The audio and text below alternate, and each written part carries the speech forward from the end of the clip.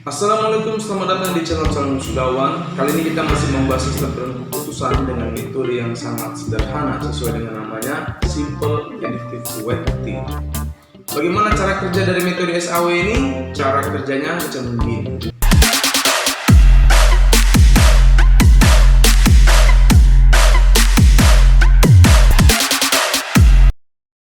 Baik, metode SAW ini merupakan salah satu metode dalam sistem keputusan. Kategorinya cukup mudah, sehingga metode ini banyak digunakan oleh para peneliti dalam melakukan proses pengambilan keputusan. Jadi prinsipnya dalam metode SAW ini nanti bentuk akhirnya adalah perankingan.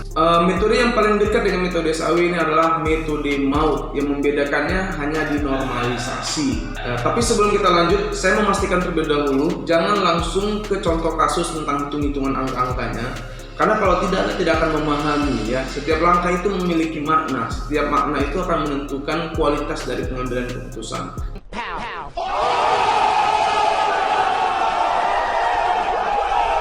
Jadi pahami dulu konsep, kemudian kita lanjut ke contoh kasus. Sistem penentuan keputusan menggunakan metode SAW atau Simple Additive Weighting. Metode SAW sering juga dikenal sebagai istilah metode penjumlahan terbobot karena memang proses penentuan preferensinya itu adalah dengan mengalihkan dan menjumlahkan ya. Mengalihkan dengan bobot, kemudian nanti menjumlahkan dengan kriteria-kriteria lainnya gitu ya. Jadi konsep dasar dari SAW ini adalah mencari penjumlahan terbobot dari rating kinerja atau kriteria, bahasa lainnya adalah rating kinerja dari setiap alternatif pada semua atribut. Itu menurut Fishburne tahun 1967, ini udah lama kali sebenarnya. Kemudian metode SAW ini mengharuskan pembuat keputusan menentukan bobot bagi setiap atribut. Seperti biasanya bahwa SPK memang selalu membuat keharusan untuk membuat bobot untuk masing-masing atribut yang menunjukkan tingkat kepentingan ya. Skor total untuk alternatif diperoleh dengan menjumlahkan seluruh hasil perkalian antara rating yang dapat dibandingkan lintas atribut dan bobot tiap atributnya. Jadi kalau ini dibaca lama-lama jadi puyeng nih. Oke, kita langsung saja ke langkah-langkah dalam metode SAW. Langkah pertama yang perlu diperhatikan adalah dilakukan adalah menentukan kriteria-kriteria dan nilai bobot kriteria. Seperti biasanya juga. Ya, jadi SPK itu memang karena bentuknya perankingan, tentu langkah yang pertama dilakukan adalah menentukan kriteria. Jadi sebelum kita melakukan proses perankingan, yang perlu kita lakukan adalah kriteria yang mau kita angkat. Misalnya pemilihan sepeda motor bekas misalnya. Maka kriteria yang kita gunakan untuk menilai sepeda motor bekas terbaik itu apa misalnya? Atau kita pemilihan peserta atau siswa mendapatkan beasiswa misalnya. Maka kriterianya itu juga harus pertama kali kita tentukan beserta bobot-bobotnya. Jadi jika ada pertanyaan dari mana gitu kan, dari mana kriterianya dan dari mana bobotnya? Jawabannya adalah dari pakar, dari orang yang mengetahui, yang benar-benar memahami kasus tersebut. Jadi sekali lagi bukan dari kamu, bukan dari mahasiswa, bukan dari peneliti. Jadi kita hanya menyiapkan instrumen atau angket yang akan kita berikan kepada pakar ya. Bisa dalam hal ini siapa yang paling berwenang misalnya terhadap kasus yang sedang kamu angkat. Misalnya pemilihan siswa terbaik, mungkin kita bisa tanya itu ke kepala sekolah misalnya ya, atau guru yang ditunjuk untuk menanggung jawabin itu gitu ya. Oke, jadi kita hanya memberikan angket beserta nilai bobotnya nanti mereka juga yang menentukan. Selanjutnya yang perlu dipahami adalah nilai bobot itu harus sama dengan 1. Itu memang rumus dari metode SAW. Jadi ini kadang-kadang kita banyak sekali temui jurnal-jurnal ya, atau beberapa penelitian yang mungkin saja mengabaikan proses pembobotan ini gitu. Jadi pembobotan ini harus dinormalisasi dalam bentuk bilangan desimal, di mana nanti ketika jumlahnya kita jumlahkan, kita totalkan itu hasilnya harus 1. Sigma WI sama dengan 1. Berikutnya adalah menentukan rating kecocokan dari tiap alternatif pada setiap kriteria. Jadi kita akan memberikan siswa, misalnya ada tadi siswa terbaik ya. kriterianya ada 5, misalnya kedisiplinan, ranking, misalnya nilai ini, nilai itu gitu ya. Kemudian dari siswa-siswa masing-masing itu kita berikan penilaian semuanya. Misalnya ada 10 siswa, maka 5 kriteria tadi kita isi mereka untuk semuanya. Siapa yang isi itu? Lagi-lagi bukan kita hanya mengambil data di tempat atau lokasi penelitian. Selanjutnya adalah melakukan normalisasi. Perbedaan dengan metode lainnya terletak di normalisasi, seperti metode WP yang tidak ada normalisasi.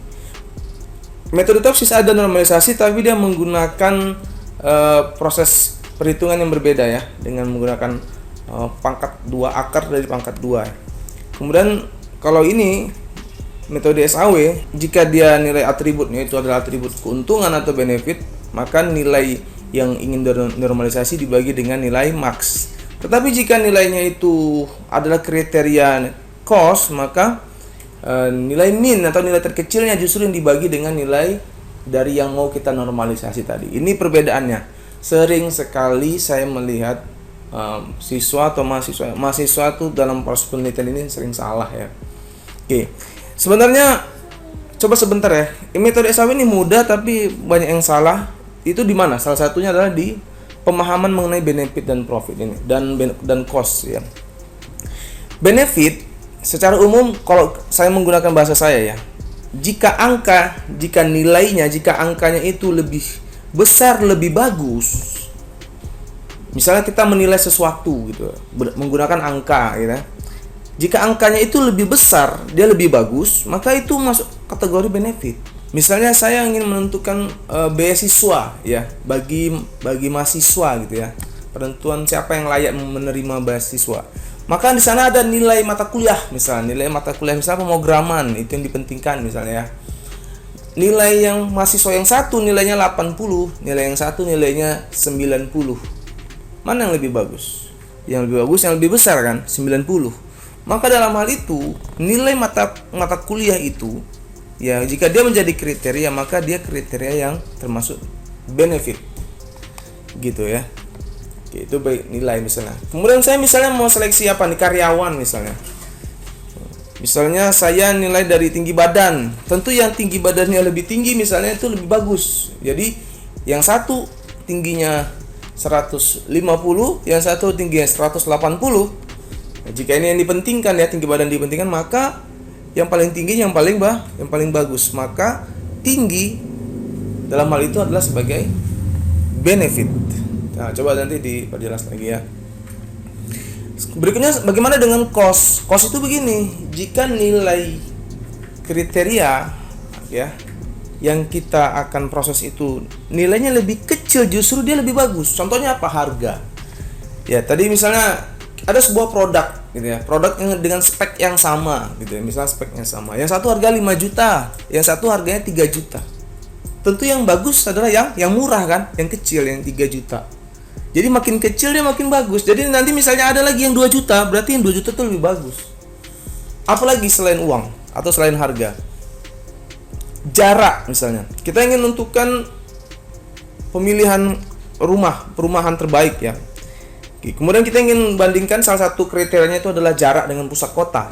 Tentu yang paling dekat, yang satu 1 km jaraknya dengan kota, yang satu 10 km. Lebih kecil, lebih bagus, maka jarak dalam hal itu adalah, dalam kasus itu ya, adalah cost gitu ya. Untuk pemahaman lebih lanjut nanti kita akan lanjut menggunakan contoh kasus ya.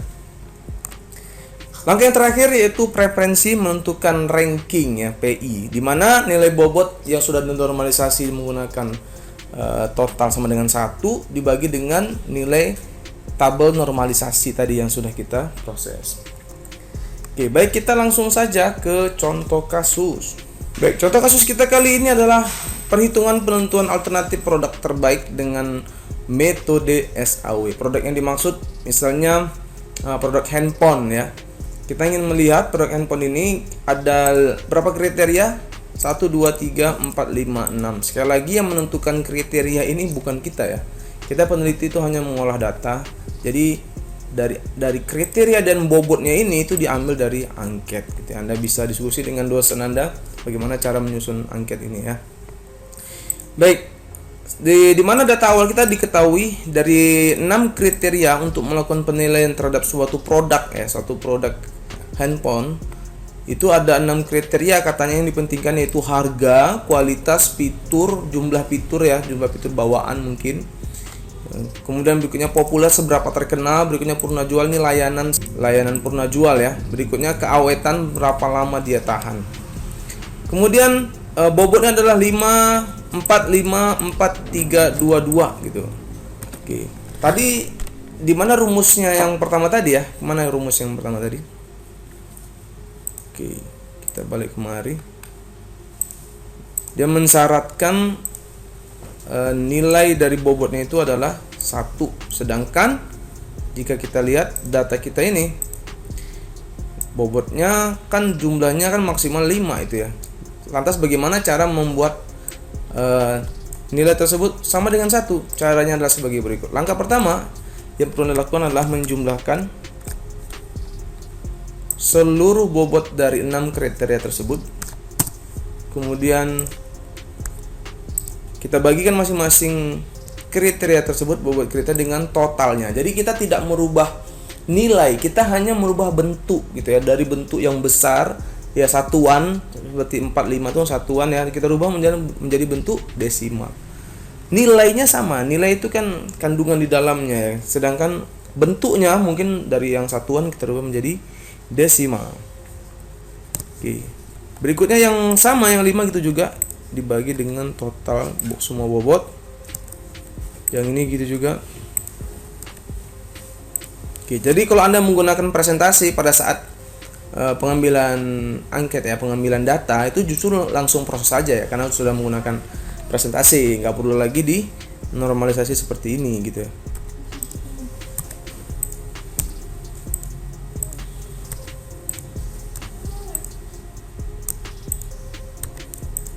Yang terakhir ini, sekarang kita tinggal jumlahkan ya, kan ini yang dimaksud tadi ya, jumlah bobot itu harus sama dengan 1. Kita total 1 ya, berarti fix langkah pertama kita selesai. Kita masuk ke langkah kedua. Apa katanya langkah kedua ini? Katanya adalah menentukan rating kecocokan dari setiap alternatif dan kriteria ya. Sudah ya, ini dari angket juga ya. Ini maksudnya itu nilai ini gitu. Jadi kriteria ini coba HPA, HPB, HPC, HPD itu coba cari harganya. Jadi ini harganya langsung nih jutaan ya, 3.500, 4.500, 4 juta, 4 juta gitu ya. Nah, untuk kualitasnya gitu juga. Ya, nilai kualitasnya itu karena pakar yang ngisi nih ya, dia mengatakan HPB itu 90 nilainya tinggi ya untuk skala 100. Berikutnya untuk fitur bawaan, fitur unggulan mungkin ya dari segi jumlahnya ini nilainya. Oke, kemudian berikutnya populer, seberapa terkenal gitu ya. Oke, ini ya ahli mungkin yang paling paham nih maksudnya nih. Kemudian berikutnya purna jual, seberapa banyak layanan purna jualnya. Kemudian berikutnya keawetan, berapa bulan mungkin ini dalam bulan ya, ini 33 tahun atau 36 bulan ya. Di sini ada 4 tahun atau 48 bulan gitu ya. Sudah dapat. Kita masuk ke langkah yang ketiga. Langkah ketiga yaitu melakukan normalisasi. Nah, ini yang perlu kita perhatikan baik-baik. Pertama, yang perlu kita lakukan adalah Anda mencermati terlebih dahulu. Sebenarnya dalam proses kita ini, mana atribut yang cost, mana atribut yang benefit. Mari kita simak sama-sama. Di sini sudah saya jelaskan, sudah saya terangkan sebenarnya di sini sudah saya buat keterangan bahwa harga itu cost. Mengapa? Seperti yang saya jelaskan sebelumnya, karena tentu harga yang paling murah ya kan, berarti angka yang paling kecil itu yang paling bagus. Jadi jangan sampai salah. Masa nanti handphone yang paling mahal yang paling bagus dengan spek yang sama misalnya ya. Oke, maka dalam hal ini harga adalah cost gitu. Maka nanti akan jadi nilai pembagi atau nilai yang dibagi gitu ya. Saya gunakan istilah gitu. Oke, itu adalah nilai terkecilnya, yaitu 3.500.000 gitu ya. Berikutnya kualitas. Nilai ini tentu kualitas ya 90 pasti lebih bagus ya daripada nilai kualitas 70 gitu ya. Maka yang kita ambil adalah nilai max-nya karena dia benefit. Oke, jadi kalau dia cost yang diambil nilai terkecilnya. Oke, berikutnya ini juga. Oke ya, nilai fitur ini yang paling banyak paling bagus ya. 10 gitu. Atau kita pakai rumus gitu ya. Kalau ini banyak sama dengan max gitu ya. Paling besar itu juga sama. Ini karena semua benefit saya bisa tarik saja. Jadi nanti misalnya di sini cost, misalnya keawetan itu justru yang paling cepat hancur, dia paling bagus misalnya, kan nggak mungkin ya. Tapi misalnya itu gitu ya, misalnya yang paling cepat hancur atau paling cepat rusak dia yang paling bagus, maka dia cost. Tapi itu nggak mungkin ya, tergantung kasus sih. Baik, ini cuma alat bantu saja supaya kita memahami, karena ini kasus yang menggunakan min atau cost, yang selebihnya ini menggunakan rumus dari benefit, dimana masing-masing ini rumusnya beda-beda nih, langkahnya beda-beda ini. Baik, sekarang saya akan menormalisasi untuk yang cost terlebih dahulu. Ini saya hapus dulu semuanya. Oke, untuk normalisasi dengan kriteria cost sebagaimana rumus tadi kita yang sudah saya tampilkan tadi, saya perbesar ya, atau kita letak di sini saja. Ya mudah ya ingatnya. Oke. Kalau dia cost, maka rumus adalah min dibagi dengan nilai x. Jadi yang mau kita normalisasikan nilai ini. Maka ya, ini produk yang pertama ya, HPA 3.500.000. Oh sorry, yang ini ya. Oke. 3.500.000 nilai min, nilai paling kecilnya dibagi dengan nilai dari X yang mau dinormalisasi. Kebetulan sama gitu ya. Oke, selanjutnya nilai dari HPB ya, dia masih kriteria cost, maka nilai terkecil dibagi dengan harga HPB gitu ya. Oke. Berikutnya sama 4 juta. Sorry, nilai minnya dibagi dengan 4 juta. Selanjutnya nilai minnya masih nilai min dibagi dengan nilai harga HPD 4 juta. Oke, jadi bisa saya pastikan jika seandainya nilai Anda itu lebih dari 1 atau minus ya, gak mungkin minus sih, tapi lebih dari 1 gitu ya, maka Anda salah posisi sebenarnya. Misalnya begini, Anda salah bagi misalnya. Contoh yang gini tadi ya. Contoh yang ini misalnya. Justru Anda bagi 4.500.000-nya dibagi dengan 3,5 gitu ya. Oke. Nilainya lebih dari 1 ya. Berarti ini salah penempatan rumusnya ya kan. Oke, jadi hati-hati. Jadi bisa dipastikan nilainya itu di bawah 1. Selanjutnya untuk yang benefit, dia menggunakan rumus normalisasi yang benefit ya, yang menggunakan nilai max. Sama dengan nilai X-nya, berarti nilai ini ya kan dibagi dengan nilai terbesarnya. Gitu ya. Ini karena nilai terbesarnya sama ya, saya permanenkan aja. Jadi saya tinggal tarik-tarik aja ke bawah ya. Oke, lihat 90 dibagi 90, 80 dibagi 90, 0,88, seterusnya begitu. Selanjutnya untuk yang ini gimana? Sama ya, dibagi dengan terbalik posisinya sih. Intinya nilainya hanya boleh lebih, tidak boleh lebih dari 1 gitu ya.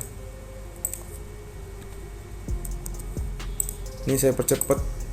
Oke. Ya maksudnya apa nih? D4 maksudnya adalah kita ingin permanenkan, karena pembaginya tetap nilai yang sel yang ini gitu ya. Oke. Jadi kita bisa tinggal tarik-tarik saja. Ya, bisa kita cek itu. Ya 10 bagi 10 tidak lari ya. Oke. Sama ya, kalau Anda puyeng Anda bisa minum obat ya, cari obat, karena memang kita bicaranya angka-angka semua ini. Atau Anda bisa skip pelan-pelan, atau kalau mau ditanya silakan ditanya di kolom komentar ya. Sebenarnya caranya mudah, tapi ingat banyak yang salah di nilai max dan nilai min. Langkah terakhir yaitu langkah yang keempat ya, yang menentukan nilai ranking atau nilai preferensi. Kita ke Oke, rumusnya ini. Oke. Bagaimana caranya? Nah, ini yang menjadi identitas dari metode SAW, yaitu perkalian penjumlahan terbobot gitu ya. Maksudnya tuh begini. Oke, kita sudah punya bobot di atas yang sudah dinormalisasi. Sekarang juga kita punya nilai yang sudah di normalisasi untuk rating atribut ya. Oke, jadi langkahnya untuk kita melakukan proses ini adalah dengan cara mengalihkan dan menjumlahkan. Sama dengan jadi rumusnya adalah W dikali R. Berarti mana bobot kriteria pertama. Bobot harga dikali dengan harga dari produk A gitu ya. Ditambah bobot kualitas. Ini kita buat kurung dulu, dikali dengan kualitas produk pertama HPA ya kan, ditambah bobot fitur dikali dengan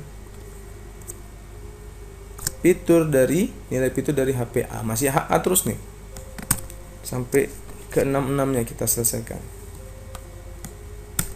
dikali dengan nilai populer, nilai popularitas ya.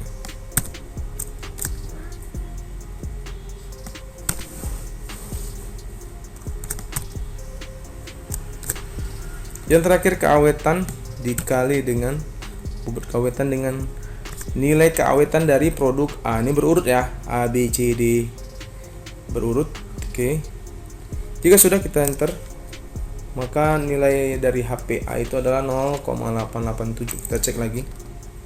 Ada yang salah nggak? Ada yang kebalik nggak? Gitu ya. Oke. Kita lanjut. Bagaimana dengan HPB, HPC, HPD sama ya? Anda bisa lakukan, jadi nilainya sama, nilai bobotnya ini tidak berubah, tapi untuk anggota yang kedua gitu ya, untuk HPB gitu ya, yang kedua. Jadi ini cukup saya apa aja ya, cukup saya F4 kan aja, saya permanenkan ya, tekan F4 di keyboard pada sel yang mau kita permanenkan, kemudian kita tarik ke bawah. Baik, sekarang kita tinggal cari rankingnya.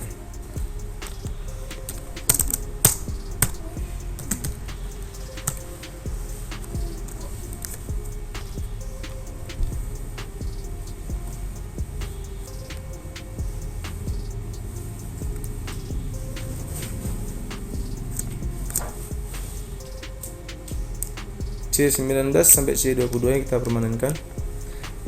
Oke, kita klik, yo, kita pindahkan kemari ya, salah posisi.